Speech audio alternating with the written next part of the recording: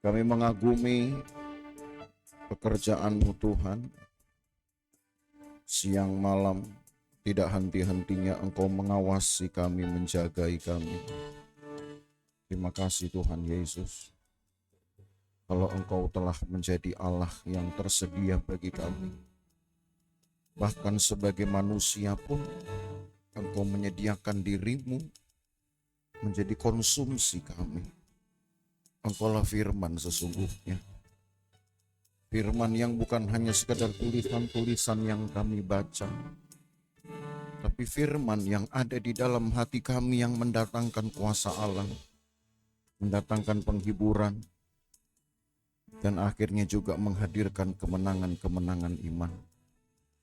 Terima kasih banyak karena bersama dengan Engkau kami telah dapat melakukan perkara-perkara besar. Mungkin tidak sebesar orang-orang lain yang dengan nama besar, dengan modal besar dapat melakukan hal yang besar. Kami mungkin tidak sebesar mereka. Tetapi yang kami perlukan hanyalah iman besar untuk mendatangkan kuasa dari Allah yang besar, supaya kehidupan kami menjadi kesaksian yang besar bagi banyak orang. Dan inilah kami Tuhan, kami ada di dalam rumah Tuhan untuk menikmati kembali keindahan Tuhan. Firman-Mu lah keindahan sesungguhnya. Hadirat-Mu adalah keindahan sesungguhnya. Persekutuan dengan Tuhanlah keindahan yang sesungguhnya. Dan kami percaya keindahan Tuhan inilah akan memperindah hidup kami di hadapan Tuhan, supaya hari-hari kami ke depan semakin menyenangkan Tuhan. Kami akan menikmati firman-Mu, Tuhan urapi hamba-Mu, supaya firman Tuhan menjadi berkat bagi kami semua. Dalam nama Tuhan Yesus Kristus kami berdoa. Amin. Amin. Haleluya. Puji Tuhan. Kita sekarang ada di Ulangan pasal yang ke-23. Dan di dalam pasal ini saudara akan dibahas tentang bagaimana kudusnya Tuhan, sehingga komunitas orang-orang percaya yang awalnya terbentuk mulai dari umat Tuhan sendiri, yaitu orang-orang Israel, itu dapat memperlihatkan kemuliaan Tuhan di dalamnya, kekudusan Tuhan di dalamnya. Jadi karena Tuhan itu kudus, berarti harus kudus juga pekerjaan-pekerjaan Tuhan yang ada di sana yang melibatkan umat Tuhan. Ya, sebab kalau pekerjaan Tuhan itu hanya sepihak saja, datang dari Allah saja sendiri, saudara, maka pada dasarnya tidak ada kata gereja, tidak ada kata jemaah itu layak dipakai. Ya, yang ada ya hanya pertunjukan kuasa Allah. Pertunjukan kuasa Allah tidak harus ada di dalam perkumpulan jemaat. Allah bisa menunjukkan kekuasaannya di langit. Semua mata bisa melihat, orang durhaka bisa melihat, saudaranya. Nah, banyak sekarang viral-viral kalau saudara perhatikan, baik di Instagram, di TikTok, di FB, di YouTube, di langit itu seperti ada penampakan apa saja. Entah benar atau enggak, entah settingan atau betulan, kita enggak pernah tahu. Tapi Alkitab berkata bahwa Allah juga bisa melakukan hal seperti itu. Tapi satu hal yang juga harus tahu, dalam Alkitab juga ditulis, setan juga bisa melakukannya. Jadi kalau hanya sekedar pertunjukan kuasa Allah, saudara, tidak ada kata umat Tuhan nanti yang layak disebut. Tidak ada kata gereja yang cocok untuk disebutkan. Gereja itu kalau kumpulan itu, komunitas itu kudus seperti Allah kudus, sehingga pekerjaan-pekerjaan yang keluar dari dalamnya itu juga adalah pekerjaan yang kudus. Nah, maka ada syarat tentunya. Di dalam Ulangan 23 inilah kita akan melihat dua hal yang sangat ditekankan di dalam komunitas orang-orang kudus ini. Karena pada dasarnya tadi Allah itu kudus, sehingga nanti kita akan baca saudara di ayat yang ke-14. Sebab Tuhan itu ada di tengah-tengah perkemahan Israel. Dan Allah yang ada di tengah-tengah perkemahan Israel ini adalah Allah yang tidak mengizinkan hal yang kotor itu tinggal di dalam gereja. Gitu. Masuk di dalam gereja mungkin masih bisa diperhitungkan. Ya, perhatikan kata-kata saya saudara ya. Mungkin masih bisa diperhitungkan. Kenapa? Ya karena gereja itu adalah dunia. Dunia yang sedang mau memisahkan dirinya dengan keduniawian. Gereja itu bukan satu unit yang datang dari sorga. Tapi gereja itu adalah bagian dari dunia. Hanya yang ingin membedakan dirinya dengan keduniawian.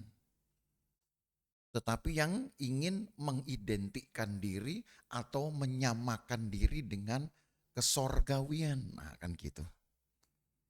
Jadi masih bisa diterima, ditoleransi kalau saatnya di dalam gereja ada orang-orang yang sebutlah orang-orang berdosa. Ya, kemarin kan di pelajaran Alkitab saya juga katakan begitu. Itu bahwa gereja itu justru adalah tempat di mana orang berdosa diperkenalkan sebenarnya yaitu ya kepada Tuhan supaya lambat laun hidupnya jadi bersih kan begitu. Ya. Tetapi kalau tidak mau ya Allah hukum. Allah hukum seperti di zaman Nuh Allah hukum dengan air bah. Tapi nanti Allah tidak menghukum lagi dengan air, Allah menghukum dengan api. Sebenarnya namanya hukuman ya tidak enak, saudara ya, mau air, mau api, sama-sama tidak menyenangkan. Tetapi yang jelas bahwa Allah tidak pernah menghentikan satu syarat, indikator istilahnya, begitu, ketentuan, supaya kemegahan Tuhan betul-betul ada dan dilihat oleh dunia di komunitas yang juga ada di dalam dunia. Itu menjadi sebuah penilaian yang sangat istimewa, saudara. Saudara bayangkan, saudara datang, kita datang dari keduniawian, lahir di dunia.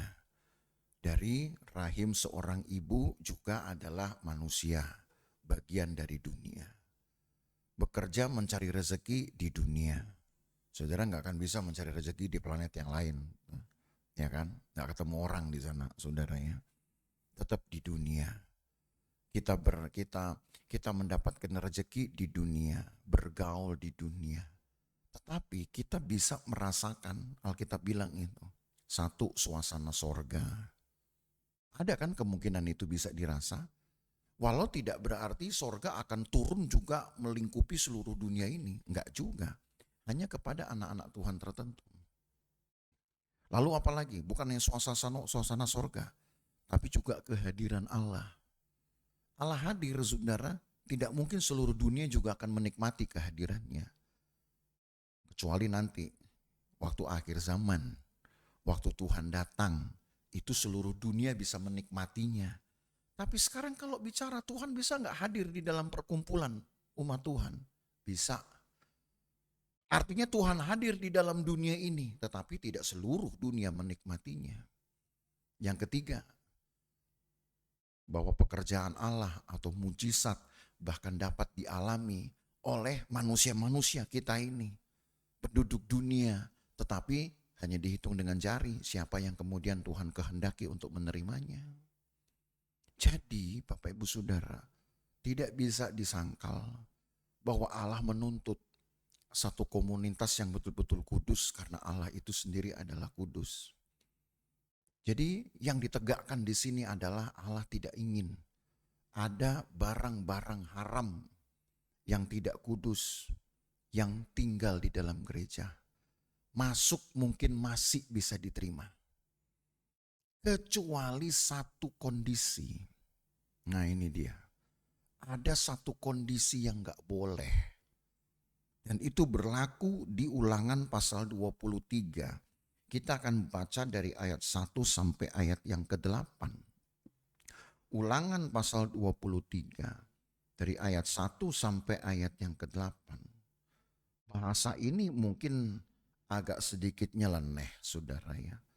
Tetapi ini adalah ketentuan yang sudah diluaskan, disebarkan kepada orang Israel oleh karena satu kondisi tertentu. Ayat 1. Orang yang hancur buah pelirnya atau yang terpotong kemaluannya janganlah masuk jemaah Tuhan. Kalau kita menyebut ini orang berpenyakit, ya pasti. Karena tidak mungkin ada orang yang sengaja memotong kemaluannya. Ya, tidak mungkin toh saudara. Ini dalam bahasa kita orang yang berpenyakit atau mempunyai mengidap penyakit tertentu. Tapi kita baca seterusnya. Seorang anak haram janganlah masuk dalam jemaah Tuhan, bahkan keturunannya yang ke-10 pun tidak boleh masuk jemaah Tuhan. Mengenai anak haram ini, saudara, adalah anak-anak yang dilahirkan hasil perkawinan campur sebetulnya. Karena ada ketentuan dari awal yang ditegaskan oleh kepada Tuhan oleh orang Israel. Supaya orang Israel ini, umat Tuhan ini, carilah pasangan sesama umat Tuhan. Kalau perlu bahkan sesama sukunya. Kenapa harus begitu? Ya, ini bukan berarti sebuah pengagungan terhadap sukuisme. Zaman dulu mungkin orang gak akan mikir sampai segitunya. Tetapi kalau di dalam keluarga sudah terbina apa yang baik, menurunkannya kepada anak-anak lebih mudah. Betul tidak? Menurunkannya kepada keturunan-keturunan berikutnya jauh lebih mudah. Memang di zaman dulu, saudara, ada ketentuan ini. Sebaiknya orang Israel menikah dengan orang Israel, lebih baik lagi kalau sesama suku. Tapi apakah boleh nyebrang suku? Misalkan suku Yehuda menikah dengan suku Lewi, enggak apa-apa juga. Yang penting masih orang Israel dengan orang Israel. Kalau tidak, kalau seandainya umat Tuhan ini mencari pasangan yang bukan sesama umat Tuhan, inilah nanti satu kritik Tuhan di dalam perjanjian baru yang disebutkan dengan kata terang dan gelap tidak boleh bersatu. Paham saudara ya? Karena hasil dari percampuran terang dan gelap itu haram. Itu dia masuk di sini. Jadi saudara jangan membuat membuat deskripsi sendiri, membuat arti sendiri, haram ini apa gitu. Karena ada ketentuan awal. Saudara ingat ya, pada waktu kita belajar kitab Kejadian, kemarin yang datang di doa Sabtu, saya kan juga singgung ini di khotbah hari Sabtu kemarin. Kenapa Tuhan hukum manusia dengan air bah? Karena manusia cenderung hatinya itu menyimpan kecenderungan untuk berbuat jahat. Lalu dari mana kecenderungan itu muncul? Karena Kejadian pasal 6 menulis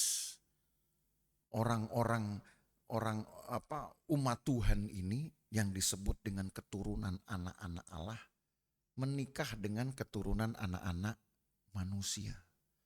Itu bahasa sama seperti kita bilang, saya anak Tuhan, kamu bukan anak Tuhan. Nah gitu. Tapi kan kita gak bisa bilang kepada yang bukan anak Tuhan itu anak setan. Enggak juga kan. Mentang-mentang Tuhan lawannya setan, berarti anak Tuhan lawannya anak setan. Enggak juga. Ya.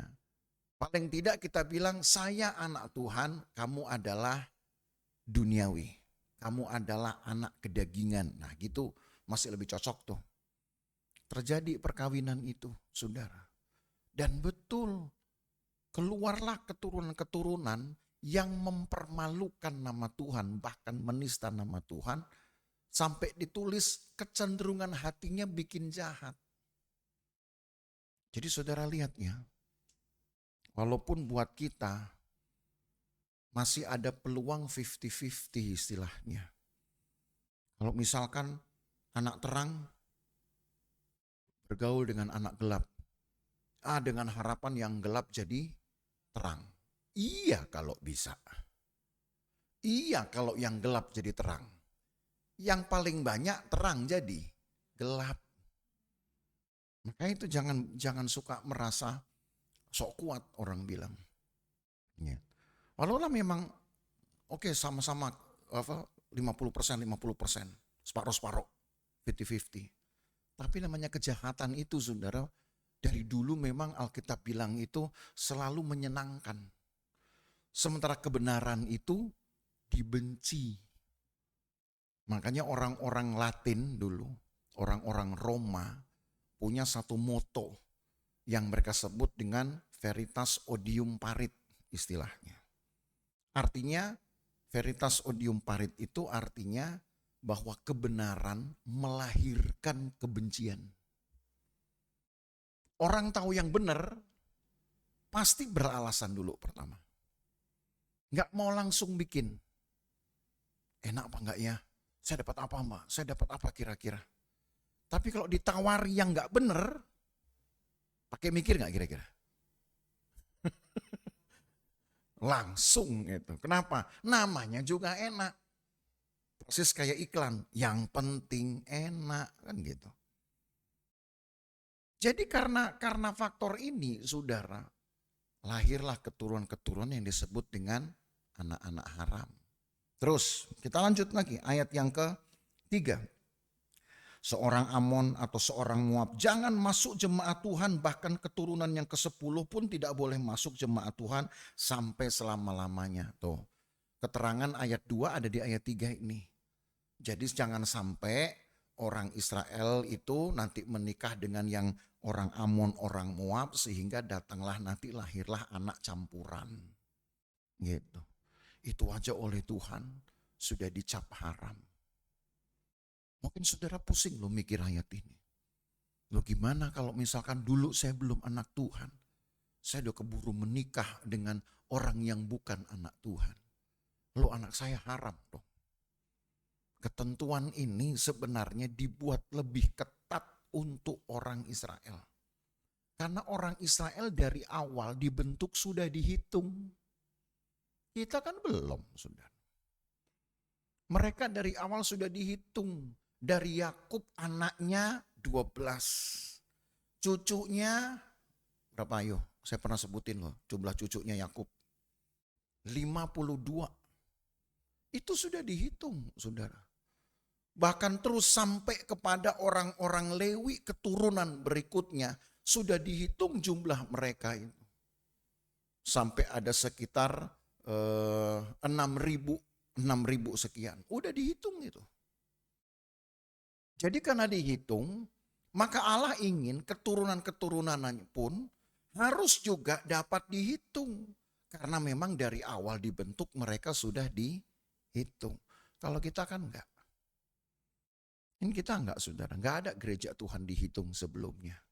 Hanya Allah yang tahu. Dia dimulai dengan sebuah jumlah yang sebutlah yang tidak terhitung. Besar kecilnya, perkembangan, jatuh bangunnya, semua enggak lagi ada hitungannya. Tapi dengan satu pesan, pokoknya kamu harus dapat mengeluarkan buah-buah kebenaran bagi Tuhan. Buah-buah pertobatan, itu dia. Beda. Karena orang Israel dari awal sudah dihitung, maka ketentuan ini memang dibuat agak lebih ketat dibandingkan dengan kekristenan. Tapi bukan berarti kekristenan tidak bisa mengambil prinsip dari ayat-ayat ini. Gitu ya. Jadi kita simpan dulu. Gimana kalau ternyata dulu pasangan saya bukan anak Tuhan, anak saya haram dong langsung. Kita bukan orang Israel kan saudara. Bedanya cuma di situ. Mereka dibuat lebih ketat.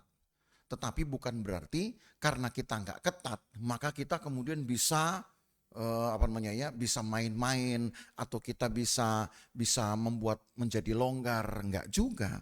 Mari kita baca terus ayatnya, ayat 4. Karena mereka tidak menyongsong kamu dengan roti dan air pada waktu perjalananmu keluar dari Mesir. Dan karena mereka mengupah Bileam bin Beor dari Petor di Aram Mesopotamia melawan engkau supaya dikutukinya engkau. Tetapi Tuhan Allahmu tidak mau mendengarkan Bileam, dan Tuhan Allah telah mengubah kutuk menjadi berkat bagimu, karena Tuhan Allah mengasihi engkau. Selama engkau hidup, janganlah engkau mengikhtiarkan kesejahteraan dan kebahagiaan mereka sampai selama-lamanya. Nah, ketatnya peraturan itu hanya dikhususkan bagi orang-orang ini yang tidak pernah mau menolong orang Israel. Tidak pernah memberi makan, tidak pernah memberi air.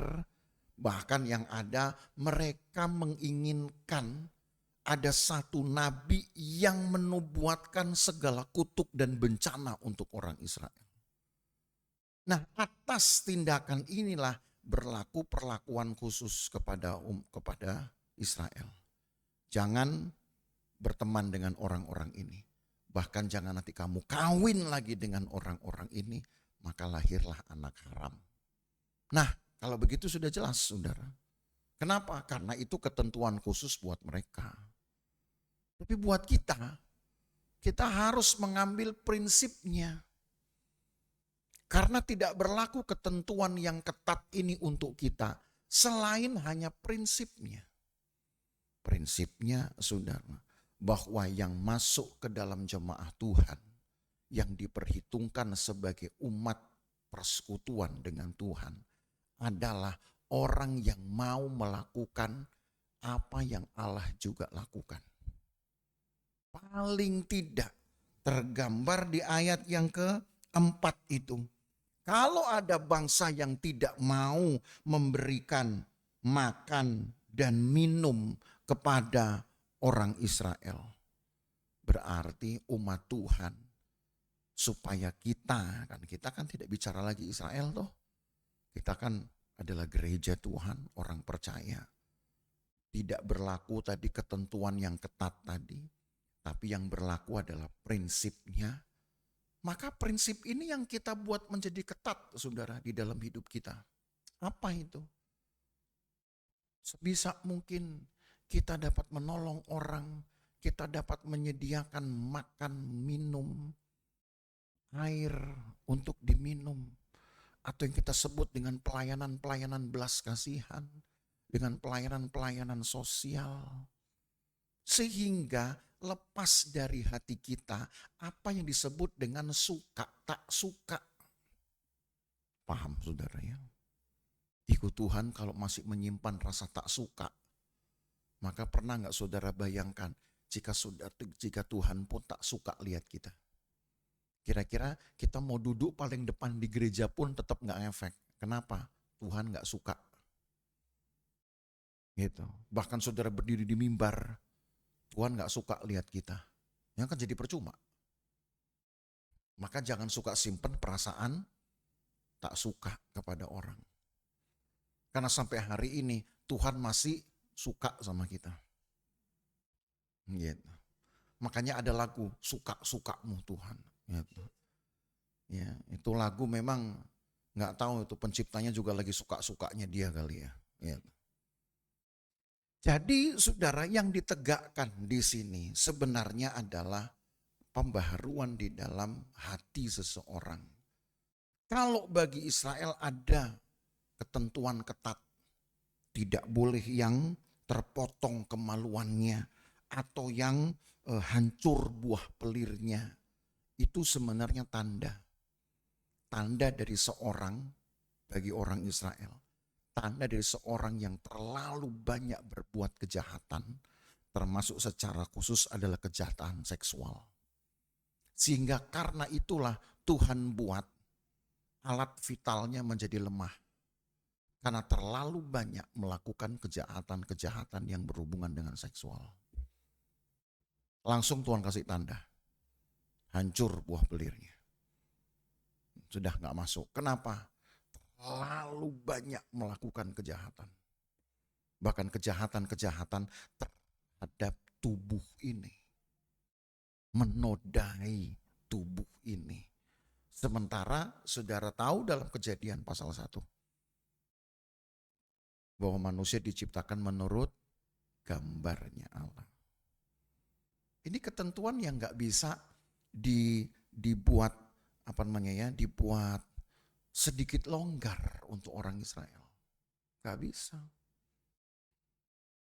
Harus dibuat ketat seperti ini. Tapi kalau dikenakan kepada kita gereja Tuhan, tidak juga Allah minta seketat ini, tapi kan prinsipnya tidak ada salahnya kita buat ketat.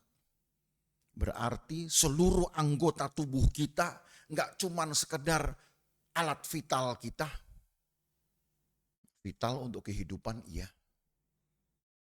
Tapi kalau mau dijujur, mau didaftar, apa kira-kira dari organ tubuh saudara yang vital? Vital untuk penyembahan. Yang vital untuk ibadah. Gitu dong. Jangan pikirin yang vital untuk keturunan. Ya, kalau vital untuk keturunan alat reproduksi. Kalau vital untuk kehidupan, jantung itu vital untuk kehidupan. Kalau vital untuk kedewasaan, otak nih vital nih. Apalagi vital untuk komunitas, mulut nih vital. Betul tidak? Itu prinsip namanya. Memang gak ada ayatnya di dalam Alkitab. Ya, karena yang diatur di Alkitab adalah ketentuan ketat, ketentuan khusus untuk umat Tuhan. Tapi prinsipnya bagi kita ternyata, ini yang saya ingin saudara pahami, ternyata jauh lebih banyak aksesnya. Yaitu kalau orang Israel hanya perhatikan alat vital untuk keturunan mereka. Apa itu? Alat kelamin mereka, alat reproduksi mereka. Tapi umat Tuhan, apa prinsip yang ditegakkan? Supaya kita kudus. Seluruh alat vitalmu. Alat vital untuk komunikasi, mulut. Alat vital untuk membuat hidup kita dewasa, otak. Alat vital lagi untuk penyembahan saudara. Apa itu? Lutut saudara. Alat vital untuk kemudian melakukan ekspresi penyembahanmu. Apa itu? Tepuk tangan.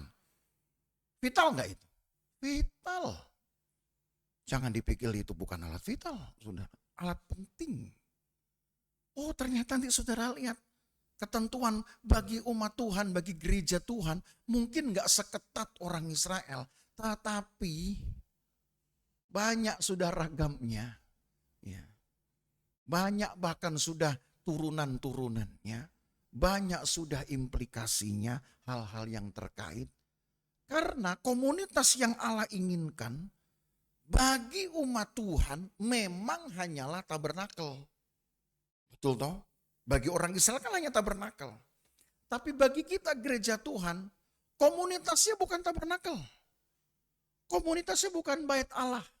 Tetapi hidup kita, karena kita adalah bait Allah yang kudus. Tuh. Sekarang baru kita tahu. Walaupun ayat-ayat ini tampaknya hanya untuk umat Tuhan, untuk orang Israel. Sulit sekali. Untung ya saya nggak seperti umat Tuhan. Tapi kalau dihitung-hitung saudara, lebih banyak kita ujung-ujungnya item-itemnya itu. Perintilannya lebih banyak kita. Seluruh anggota tubuh saudara. Itulah alat vital saudara untuk membangun hubungan baik dengan Tuhan, baik dengan keluarga, baik dengan sesama. Tujuannya supaya ada kekudusan Tuhan. Kita lanjut ya. Ayat 7. Janganlah engkau menganggap keji orang Edom sebab dia saudaramu. Jangan engkau menganggap keji orang Mesir sebab engkau pun dahulu adalah orang asing di negerinya. Anak-anak yang lahir bagi mereka adalah keturunan yang ketiga boleh masuk jemaah Tuhan. Khusus orang Edom. Karena Edom ini adalah keturunan Esau, kakak dari Yakub yang menurunkan Israel. Berarti sama seperti Esau kakak Yakub, Edom berarti kakaknya Israel. Masih boleh. Tuhan, saudara lihat, Tuhan sangat menghargai apa yang disebut dengan panggilan untuk masuk ke dalam komunitas kudus ini. Yang didahulukan itu adalah keluarga. Keluarga. Nanti kita kupas tuntas lebih banyak lagi tentang hal ini. Tapi memang saya hanya mengungkapkan sejauh yang Alkitab, yang ayat-ayat ungkapkan. Keluarga. Sebab perintah pertama yang Tuhan berikan kepada Adam dan Hawa adalah beranak cucu. Setelah itu penuhilah bumi dan berkuasalah atas itu. Tapi nanti ketika datang Abraham, saudara, diperkuat janji Tuhan ini, perintah Tuhan ini kepada Adam. Diperkuat bukan lagi hanya sekedar beranak cucu. Tapi kepada Abraham dikatakan, Abraham, nanti anak cucumu itu akan kutempatkan seperti bintang-bintang di langit. Tapi ada juga yang pasir di laut. Yang bintang-bintang di langit itu kemudian dijelaskan di pasal 17 kitab Kejadian. Bahwa nanti dari mereka akan lahir raja-raja. Nyambung gak kira-kira saudara? Dari janji Tuhan kepada Adam dan kepada Abraham. Kepada Adam cuma dikatakan, nanti keturunanmu akan menjadi penakluk-penakluk. Penguasa, berkuasalah atas itu. Dan ketika Abraham datang, janji Tuhan diteguhkan kepada Abraham. Yang dimaksud dengan penguasa, penakluk-penakluk itu adalah keturunan Abraham nanti akan menjadi raja-raja. Coba itu. Saudara sudah jadi anak raja belum? Sudah dong. Kalau belum nyanyi aja, aku anak raja, engkau anak raja. Sudah. Jadi kalau orang tanya, emang anak raja kamu? Iya dong. Dari mana? Aku anak raja, engkau anak raja.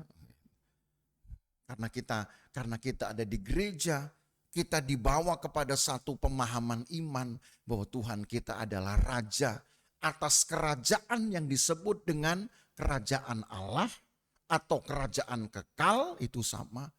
Dan kita adalah anak-anak kerajaan. Maka status kita dengan sendirinya pun terangkat, tidak harus kita mesti nunggu singgasana, dipilih dulu untuk menjadi penguasa satu wilayah, kan memang bukan itu. Bukan hanya ke situ saja, saudara, janji Tuhan itu. Masa sekarang ketika umat Tuhan sudah dijanjikan mendapat yang paling baik, penguasa, raja, lalu yang diberikan oleh umat Tuhan di dalam gereja, di dalam persekutuan, seperti bukan anak raja, seperti anak gembel misalkan gitu. Ngerti anak gembel? Gitu.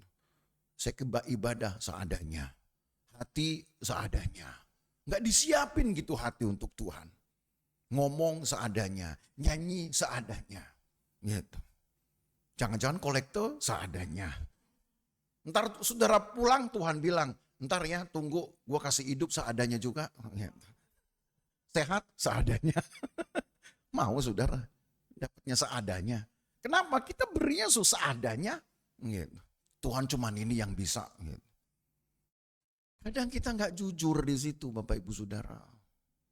Sementara yang Tuhan maksudkan dengan aturan yang ketat ini, supaya janji Tuhan kepada Adam, lalu kepada Nuh, sebenarnya kepada Nuh dulu itu diteguhkan. Ya. Lalu kepada Abraham, itu betul-betul pas, cocok, layak kalau kita yang terima. Cuman itu. Cuman itu, saudara. Jadi keluarga, wariskan iman saudara kepada seisi rumah, kepada anak-anak. Wariskan pengalaman persekutuanmu dengan Tuhan kepada anak-anak. Mungkin saudara bilang, aduh Pak, anak saya nggak mau dengar, bagaimana? Doain aja dulu. Doakan aja dulu. Kan Alkitab berkata doa orang benar besar kuasanya. Nah masalahnya kita pernah mendoakannya apa enggak? Kita mau membayar harganya atau tidak? Kan begitu. Kadang kita cuma mau 1 kali doa, Tuhan jawab. Gitu. 2 kali doa, Tuhan jawab. Kok enak bener gitu loh jadi orang Kristen, saudara.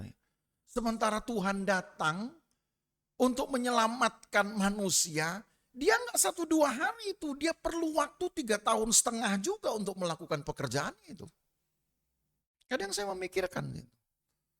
Kalau hanya sekedar untuk mati di kayu salib, menebus dosa, kan tidak perlu Allah membuat pengalaman Yesus ini berlama-lama. Nggak perlu. Tentu ada maksudnya dong. Ada kaitan yang lain. Memang Tuhan nggak becus ngajarin manusia gitu. Sehingga perlu 3,5 tahun baru nanti bisa dapat orang-orang percaya. Buktinya 3,5 tahun 12 murid Yesus saja masih jadi orang pecundang. Gitu. Yesus disalib, pulang kampung, kan begitu.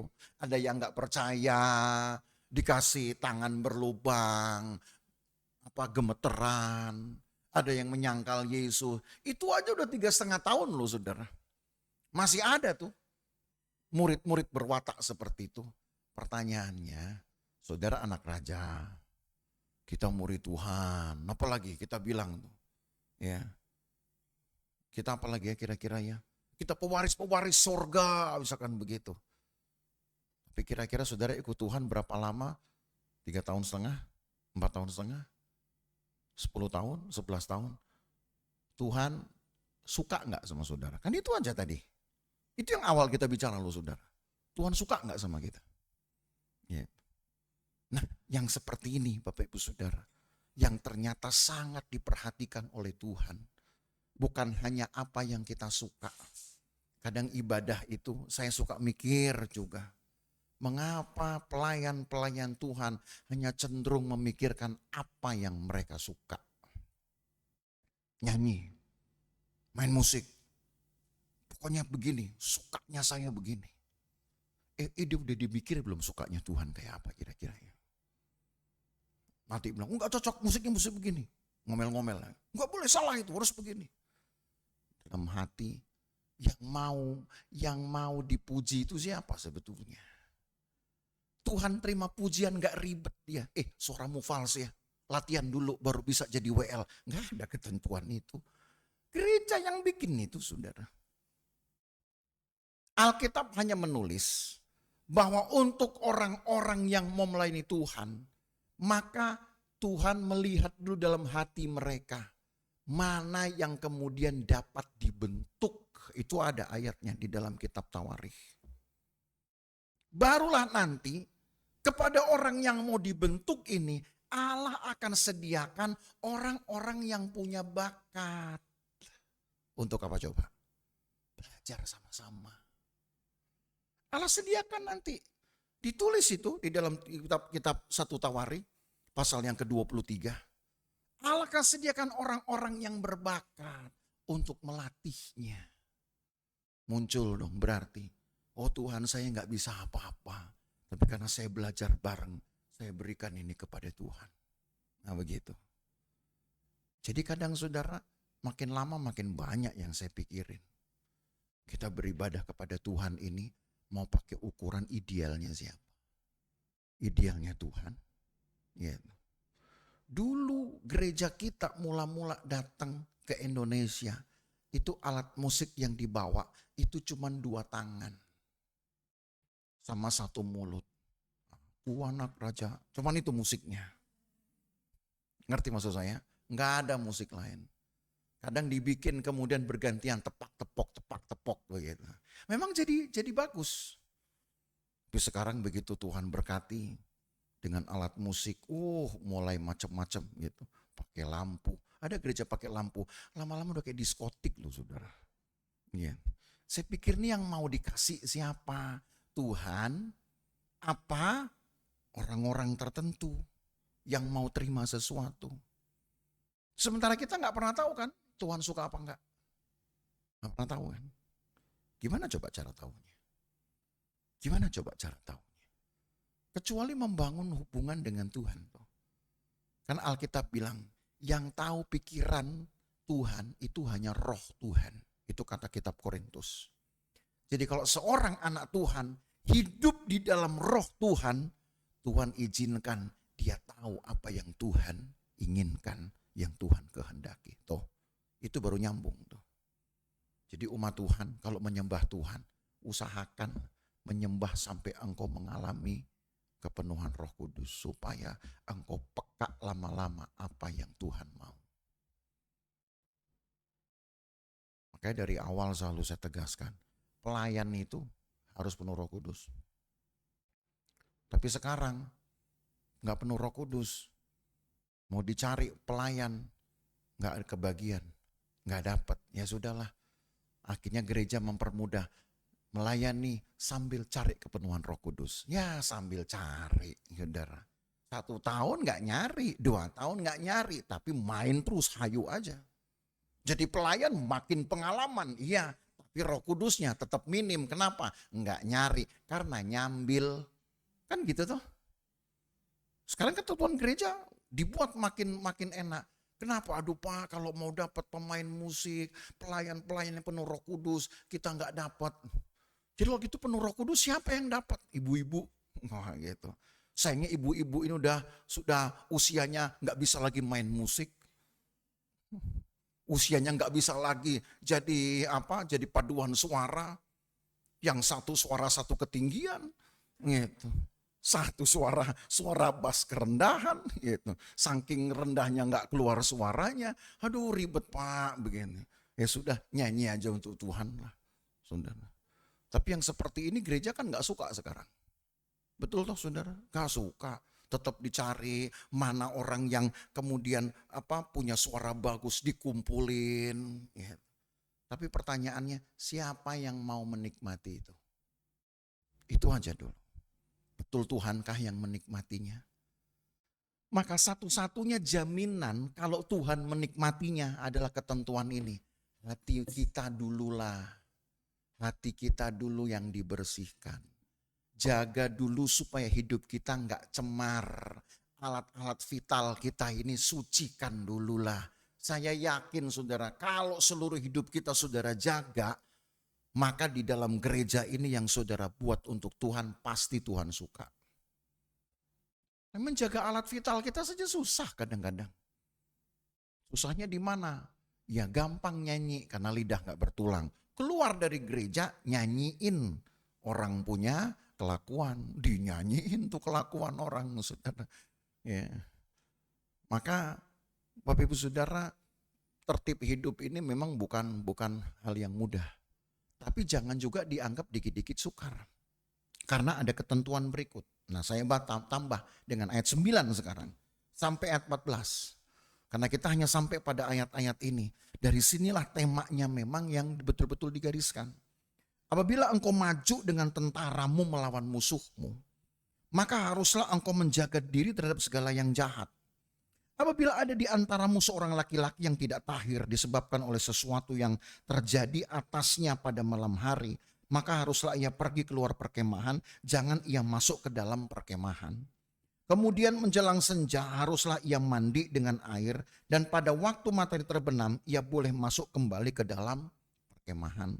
Di luar perkemahan itu haruslah ada bagimu suatu tempat kemana engkau pergi untuk kada hajat.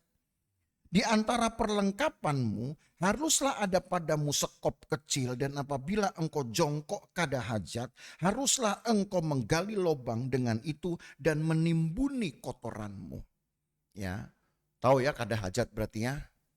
Ya itu bahasa kalau anak kecil tuh pengen itu dia itu huruf E yang didobelin, nah gitu maksudnya. Itu bahasa Alkitab, saudara cari bahasa Alkitab nggak ada. Terus ayat 14.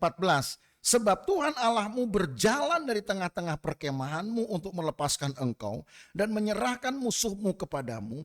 Sebab itu haruslah perkemahanmu itu kudus, supaya jangan ia melihat sesuatu yang tidak senonoh di antaramu lalu berbalik daripadamu. Orang yang mau buang hajat aja, nggak asal saudara begitu selesai dia langsung main bersihkan lalu pakai celana. Karena apa? Bicara soal kekudusan, harus ada yang betul-betul rinci, dipikirkan, diperhitungkan. Walaupun dalam keadaan perang sekalipun.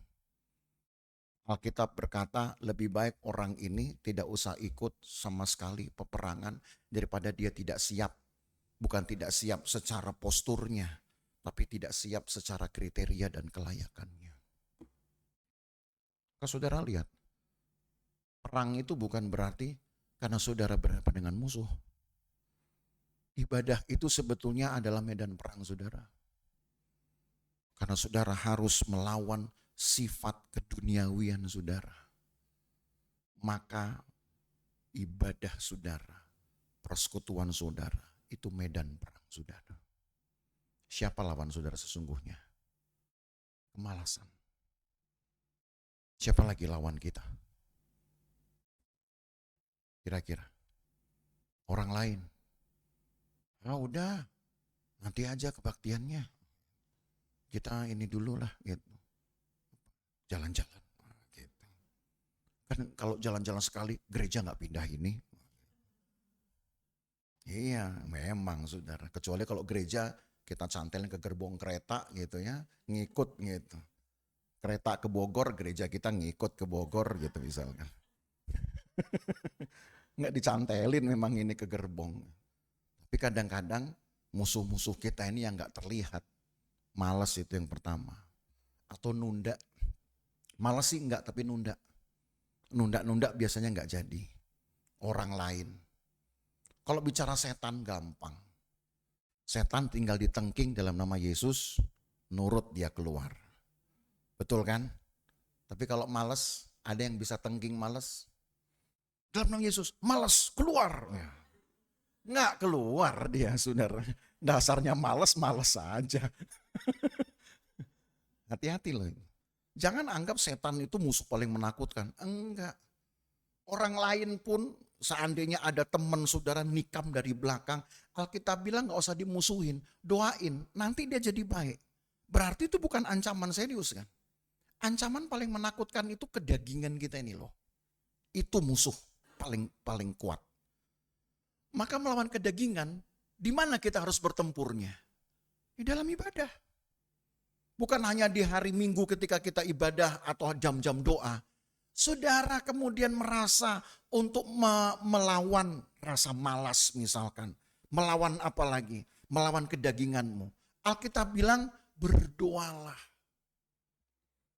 Maka dulu di dalam pelajaran gereja kita yang awal saudara ditulis di situ. Doa dan puasa itu sebenarnya pertama-tama bukan untuk mengusir setan.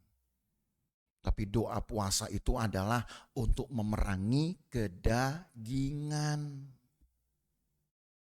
Gitu loh. Dengan puasa berarti kan saudara belajar untuk tahan nafsu, tahan lapar, tahan haus. Nafsu saudara tahan. Kalau saudara bisa tahan nafsu, artinya nafsu apapun saudara bisa kalahkan. Itu di pelajaran pertama gereja kita begitu bunyinya. Sekarang doa puasa untuk apa coba? Mau retreat, doa puasa. Apalagi, mau Natalan panitia, doa puasa. Mau tamat sekolah Alkitab, doa puasa. Itu. Ya. Akhirnya doa puasa itu antara rela nggak rela, saudara. Kenapa? Demi memenuhi kewajiban, memenuhi persyaratan. Saudara tahu Alkitab bilang apa? Makanya gereja kita pertama itu dengan tegas menulis, doa puasa itu bukan untuk ngusir setan pertama-tama.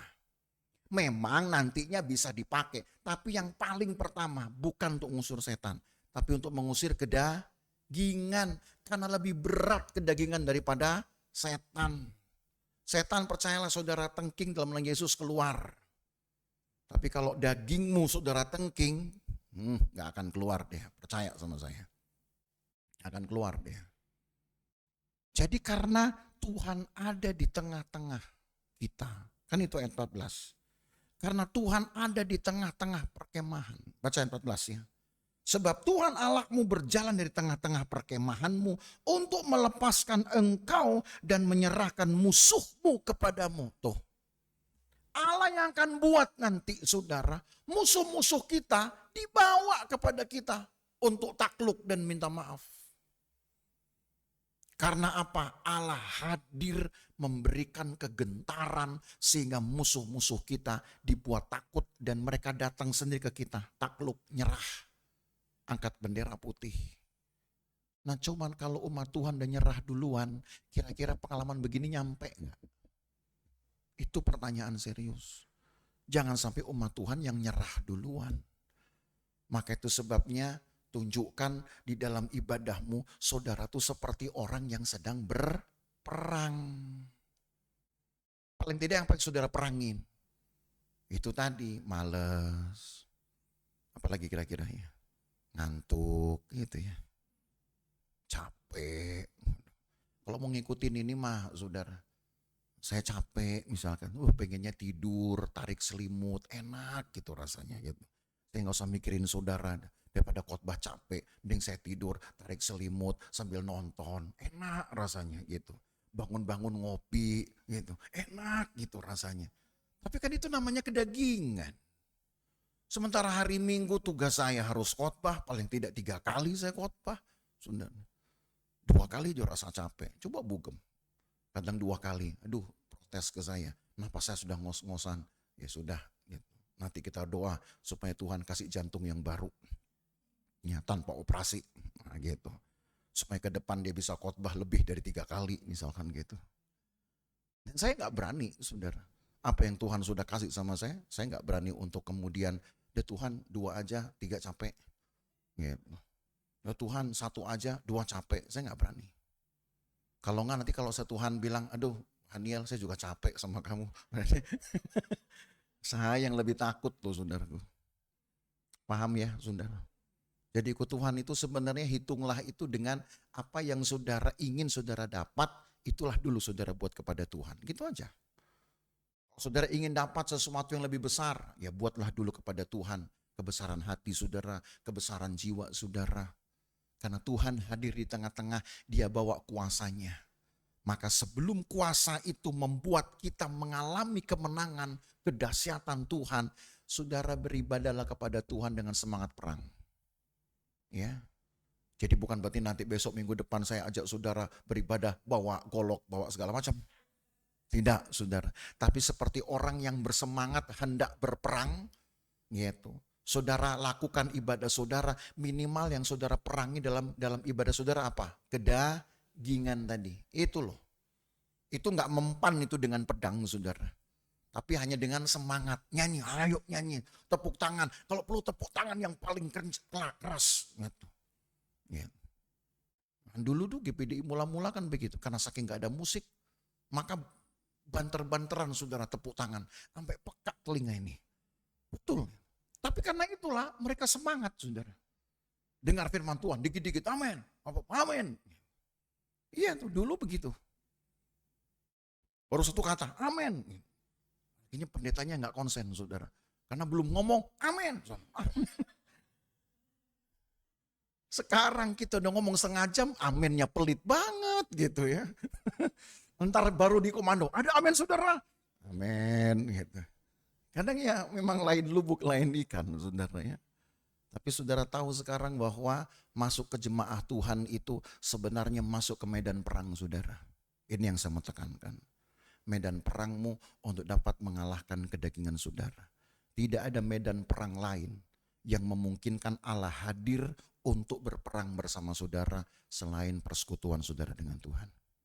Jadi kalau berdoa pun, berdoa seperti orang ngotot. Ya, berdoa seperti orang ngotot, seperti orang perang. Karena yang saudara mau perangi apa? Kedagingan lagi-lagi. Apalagi mungkin kekuatan-kekuatan lain yang mungkin akan menghambat kemajuan saudara, menghambat pekerjaan saudara. Ngotot. Jangan berdoa Tuhan. Gimana ini Tuhan? Kayak orang lemes gitu. Ya, jadi ibadah itu adalah medan perang. Beribadahlah seperti orang sedang berperang. Makanya kenapa harus perlu selengkap senjata Allah itu kan. Ya, tapi nanti kita bahas itu, saudara ya. Masih banyak kok. Hal-hal penting di dalam ketentuan-ketentuan ini. Karena Allah ada di tengah-tengah perkemahan kita. Itu saudara catat ayat 14 itu. Karena Allah ada di tengah-tengah perhimpunan kita. Percayalah setiap kita beribadah, Allah ada di tengah-tengah kita. Dan karena Allah ada dengan kekuatannya, dia minta saudara beribadah pun dengan kekuatan hati, dengan kekuatan iman. Kalau ibadah kita loyo-loyo, kesian. Tuhan datang seperti gak dihormati, saudara. Tuhan tolong kita ya. Tuhan datang dalam ibadah kita, maka mulai minggu depan pun atau setiap ibadah, saudara datang itu ya dengan semangat. Dengan semangat. Karena begitu Tuhan hadir, kekuatannya dilepaskan, saudara gak duga nanti apa yang hebat-hebat Tuhan akan sediakan bagi saudara. Mari kita berdiri. Kita nyanyi satu pujian. Ku makin cinta, ku tetap cinta. Ku tetap cinta. Ku tetap cinta. Walau dovai datang menerpa, ku tetap cinta. Ku tetap setia. Ku tetap setia. Walau tofan datang menerpa, ku tetap setia. Terlalu banyak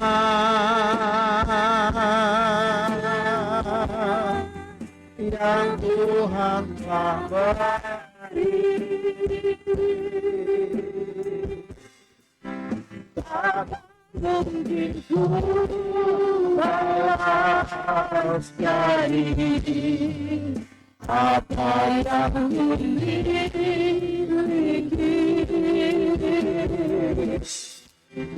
Bersama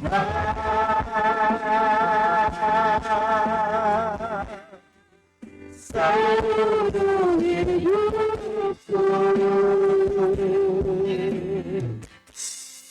biar ku tetap cinta, biar ku tetap setia untuk selama-lamanya.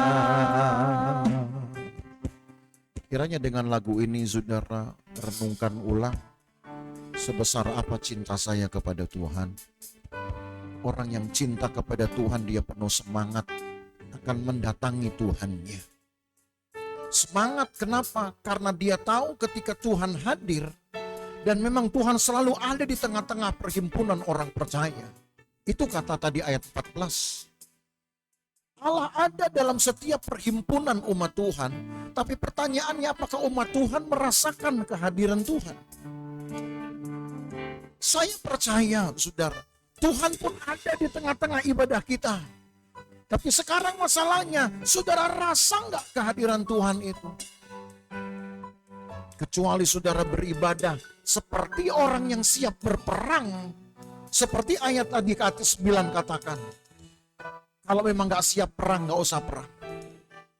Lebih baik tidak usah perang, walaupun dia sehat. Walaupun dia tidak berpenyakit sebenarnya. Tapi kalau dia tidak siap untuk berperang, maka lebih baik dia tidak usah berperang, tidak usah beribadah. Karena artinya di dalam ibadah pun, mungkin dia hanya sekedar mengisi absennya saja. Di dalam ibadah mungkin dia hanya sekedar mencari hiburan diri saja.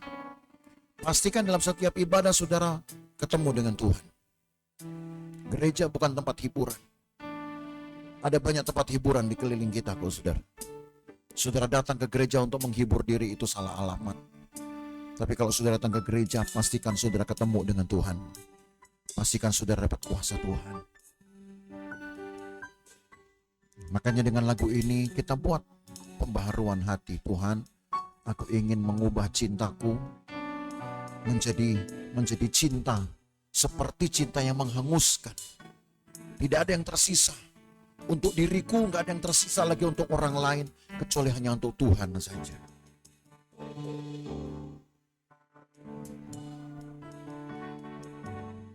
Ya lama-lama.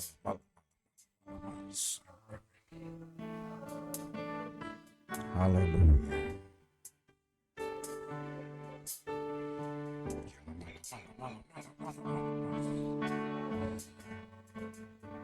Haleluya, haleluya.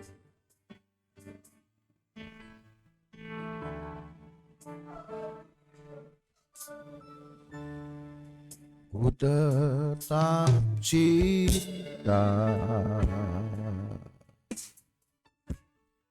ku tetap cinta, walau badai datang menerpa, ku tetap cinta. Amin. Amin. Ku tetap setia, ku tetap setia, walau taufan datang menerpa, ku tetap setia. Terlalu banyak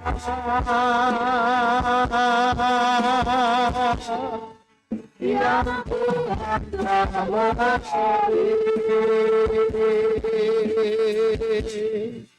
takkan mungkin ku balas dari apa yang ku miliki.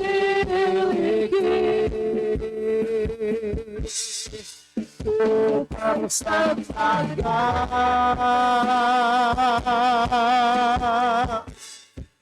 seluruh hidupku,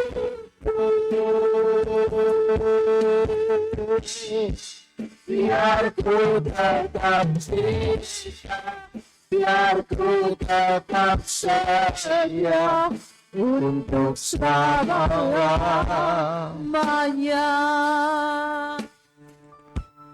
Terima kasih Tuhan Yesus. Terima kasih Tuhan Yesus.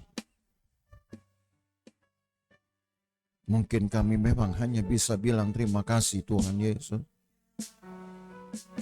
Tapi terima kasih yang kami ucapkan ini dari sebuah kesadaran, dari satu pemahaman bahwa karena Tuhan masih menghendaki kami ada di hadapan-Mu. Tuhan menghendaki kami masih dapat menerima belas kasihan dan kemegahan Allah. Karena Engkau tahu tubuh kami lemah, tapi kami tidak ingin dikuasai oleh kelemahan kami. Kami harus berperang dengan kelemahan kami. Dan persekutuan itu adalah medan peperangan kami. Tempat di mana kami beribadah itulah kami sedang berperang. Berperang untuk mengusir kelemahan. Sekaligus mendapatkan mahkota kemenangan dari Tuhan. Kami percaya bahwa tidak mudah berkat itu diterima.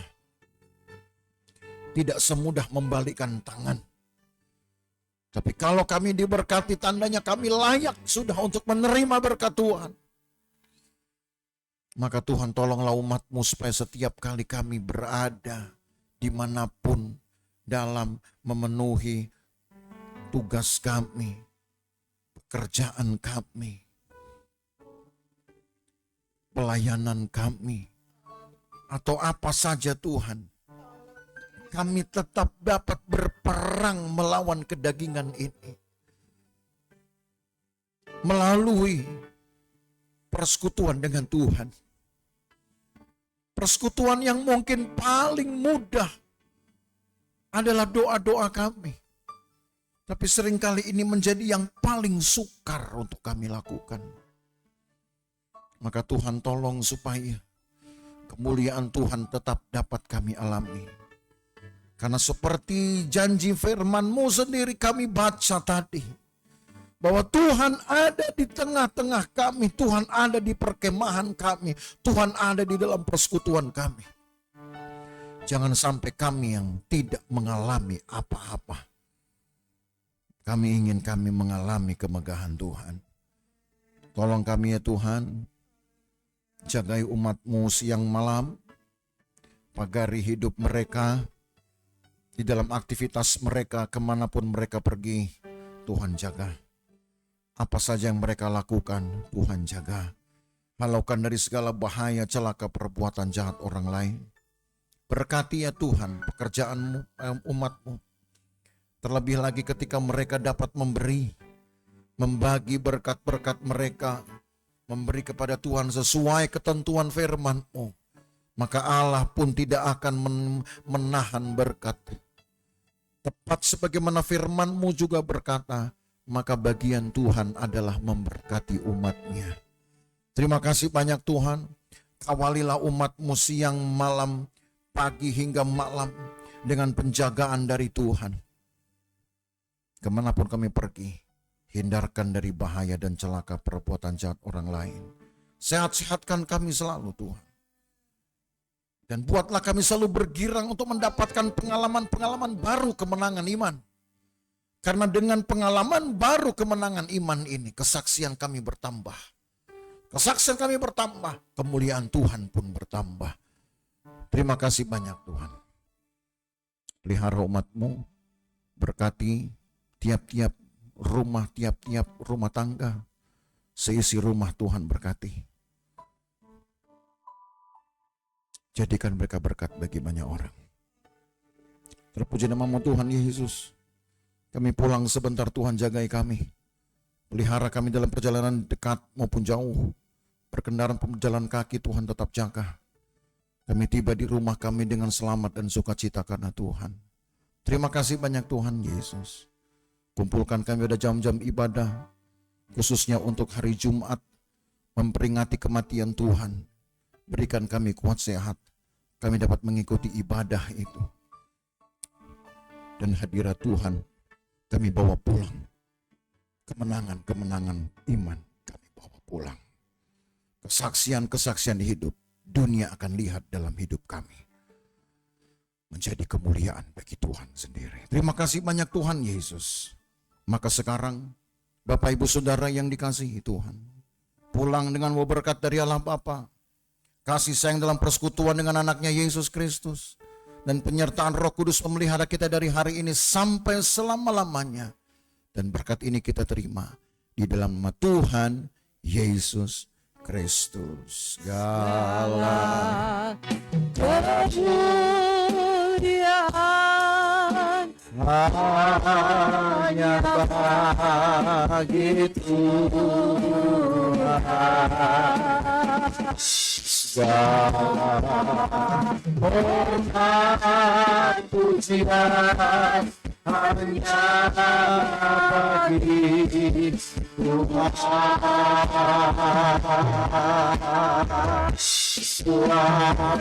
dan kemuliaan hanyalah bagi Tuhan.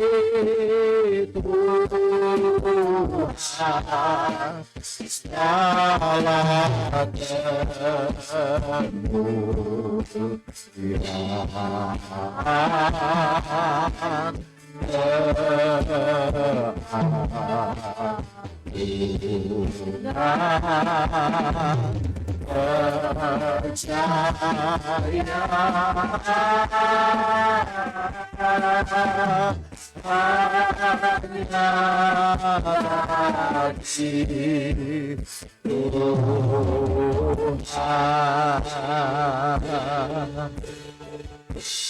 Jemaat yang diberkati, bersama kita berkata, amin.